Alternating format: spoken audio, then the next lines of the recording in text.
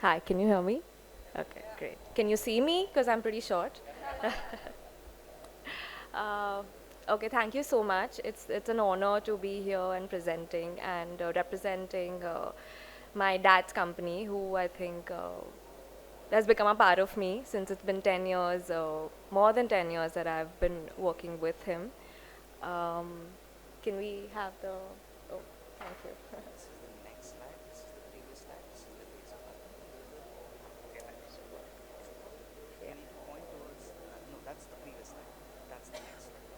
Okay, great. Yeah.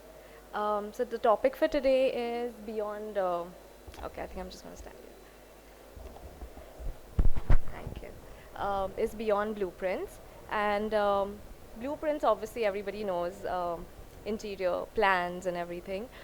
But I think when it comes to designing spaces, everybody has that next step that you take, and to make that dream possible for your clients, for the users. I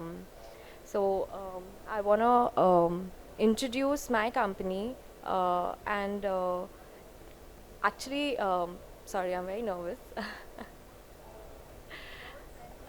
Yeah, yeah. And focus on the ideologies that our company actually works and preserves, and we kind of push forth. Um,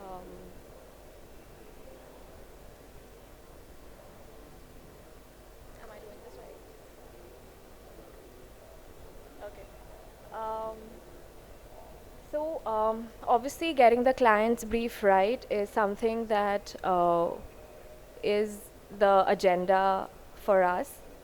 We, as being creators of spaces, the clients do have certain needs, certain requirements that they need in their spaces, let it be their office space or let it be their home. But I think meeting the clients, having that conversation, understanding what they really want in their house, and also understanding how do they stay, what are their rituals, what is the routine, what do they expect out of the house that they're staying in, is something that we feel we need to understand before we come up with a concept and design a space for them. Because I think getting the brief right is something you need to do initially to get everything in process. So that is quite important. And obviously, tailored spaces is what I thought of. Because, okay, I think this is the next one. Right. Yeah. So yeah.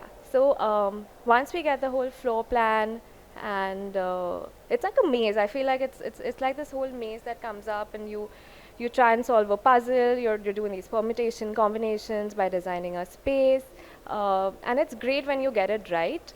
So once we design, and then obviously we prefer going to site. This is something which I've learned from my dad.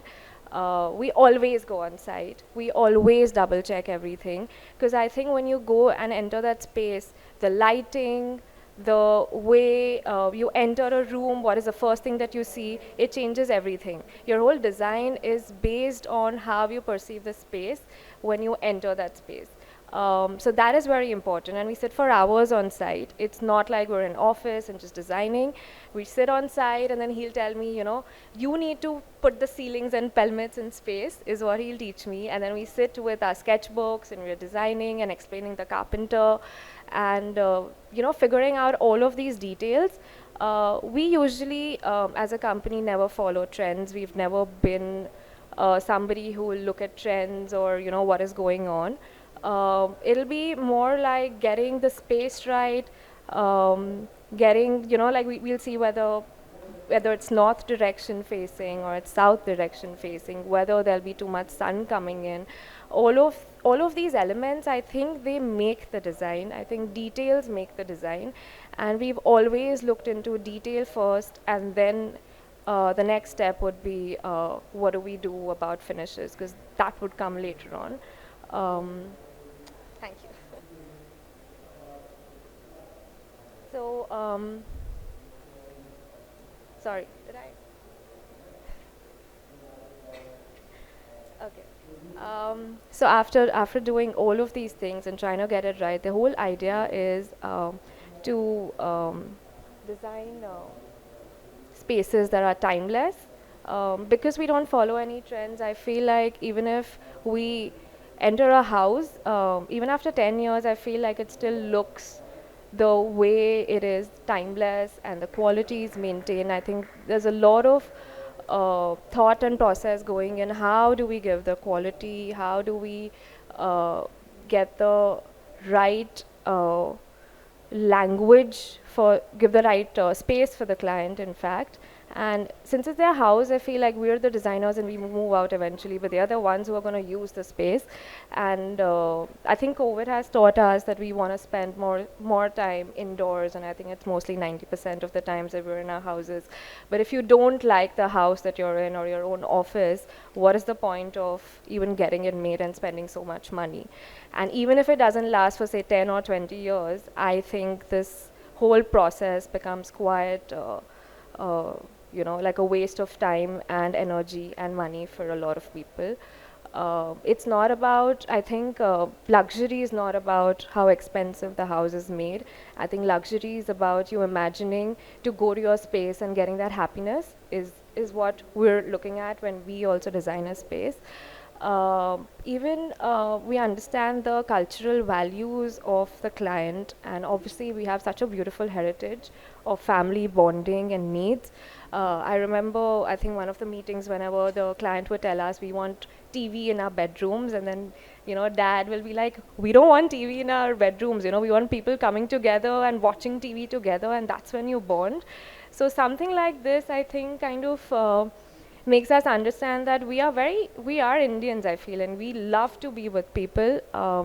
I think if we go and try and mimic whatever is happening on the Western side and everything, but I feel we have such a beautiful heritage. So while designing, I think it's very important to understand where the family stands, what are the culture, what are the values, and we try and incorporate it in the space. I think it's something to do with wellness of space as well, but that's what the whole gist of our company is.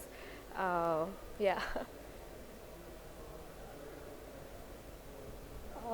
Also, like since modernity is hitting us, we try to incorporate a few things that are upgrading people's lifestyle.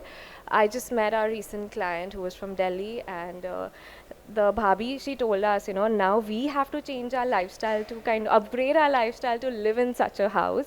And it feels great because I feel like, you've kind of helped someone move up and they love it. So I think it's great to kind of incorporate all of that also.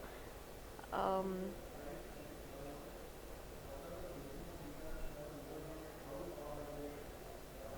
and lastly, tell me your story and we'll design your space.